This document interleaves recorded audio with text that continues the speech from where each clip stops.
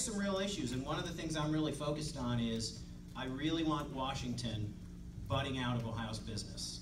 And so that's what I'm trying to push for. And I know I see Cameron back there. You know, and I've told Jim this too. It's like, hit the no button, you know, on your voting, because leave that to the states. I think the best government is the most local government. So I have real concerns. I have real concerns for where our country's going and where our state's going. In terms of Indian Lake, when I was first elected, George and Vicki brought me down, gave me a great tour of the lake. I really enjoyed it. I'm a lake guy myself. I grew up on Lake Erie. I learned to sail on Lake Erie in a 14-foot sunfish.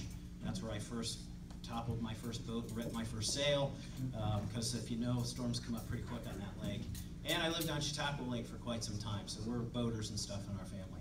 Well, they took me for a tour, told me about this position that basically there's a $120,000 stipend in the budget, and I thought, you know, these folks are doing it right. They're proactive. I talk to people around the lake. The watershed project folks go around and talk to them about, gosh, even the smallest things. Where are you putting your trash? Where are you putting your compost? Where are you putting your fertilizer? Don't put it too close. You know, maybe you need to ship it away. Keep it away from the water. All of those things, I think, helped. People probably know what happened in Toledo. Shut down the water facility up there. And obviously what's been going on in Grand Lake and what's happening over in Buckeye Lake with their dam. And one season of a miss in lake community has a serious impact. You all know this.